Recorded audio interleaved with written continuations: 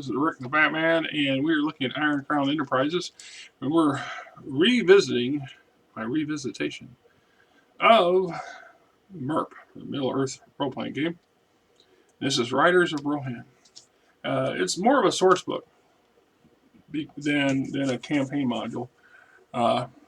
It doesn't really say that, but you've got a whole lot of different things in here when it comes to the Rohirrim themselves. The various evolutions of the Riders of Rohan prior to them. Published circa 1985, the same year I graduated from high school. And I have had this book, and I've read it numerous times, and I've used it as a campaign setting several times with mixed results, of course, depending on the players and the enthusiasm, etc., etc. You know how campaigns go. You've got our section on guidelines, adapting your campaign, converting statistics, history of the horse lords, a historical overview, a timeline. This is one of them source books that you can utilize throughout a large chunk of the Third Age, because originally the horse lords were in the plains of Rohirrim up to the northeast and the east and northeast of Mirkwood and Dorwyn. And then they were, because of the migrations of the Easterlings and various Wayne Raider tribes and so forth, they moved westwards to the other side of the Misty Mountains into the upper Anduin Vales, and then were in constant conflict with the orcs of Gundabad.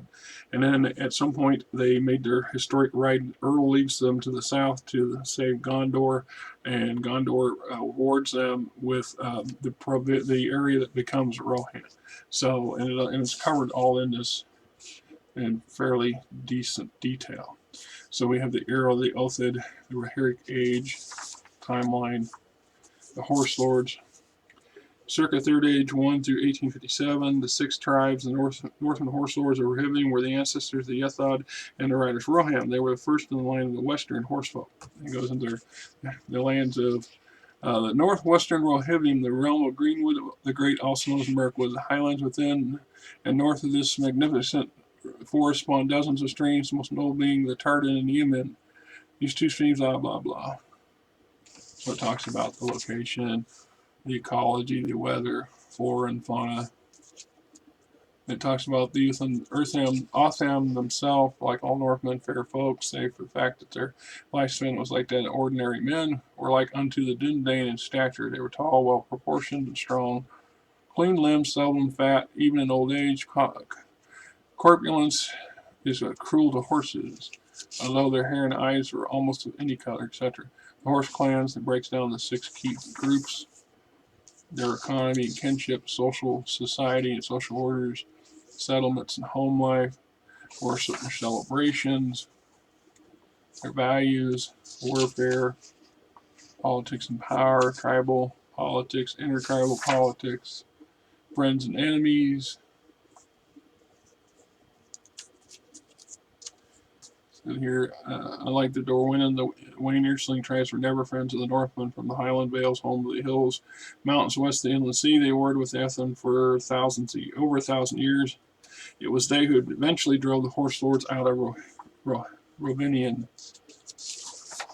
Just sheer numbers and wore them down. Figures of note, places of note.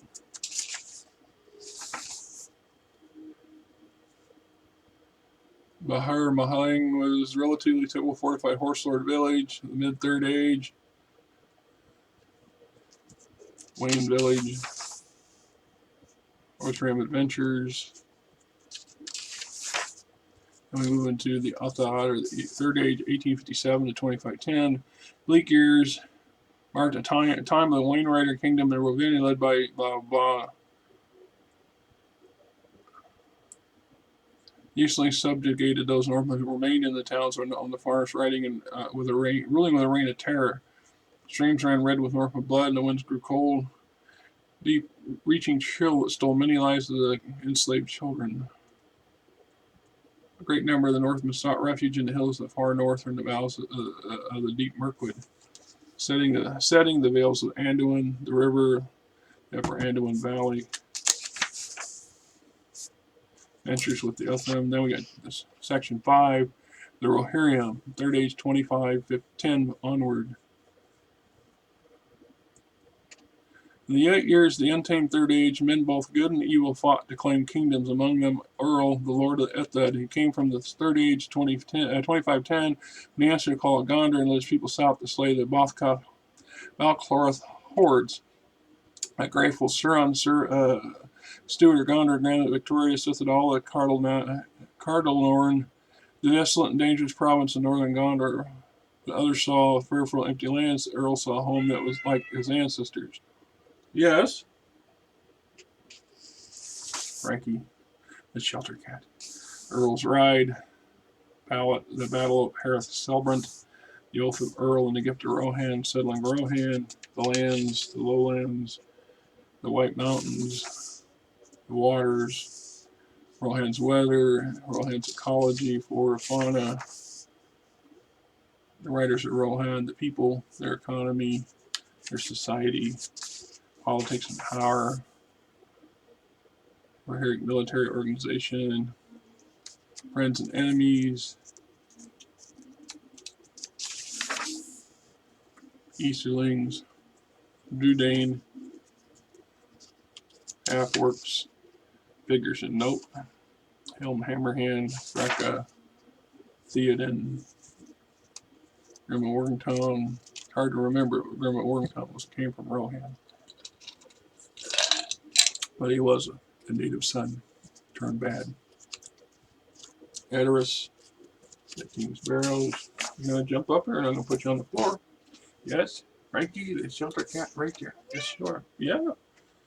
Not having you walking on the keyboard. Dunharrow, Loose Old, Helm's Deep, and its defenses.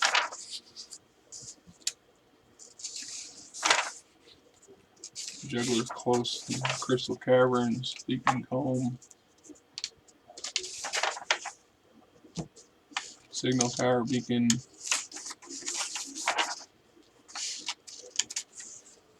a roadside inn, Navigation Adventures, Master Military Table, NPCs, so on and so forth. Not bad. There's a lot of good stuff here. Makes for some really good, interesting campaigning and adventures and some one-offs. There's even an entry in there for what's called the Juggler's Cove, which is a form of assassin school that they train people to be assassins, and then they hire them out, or they go, etc. So there you have it. Writers of Rohan.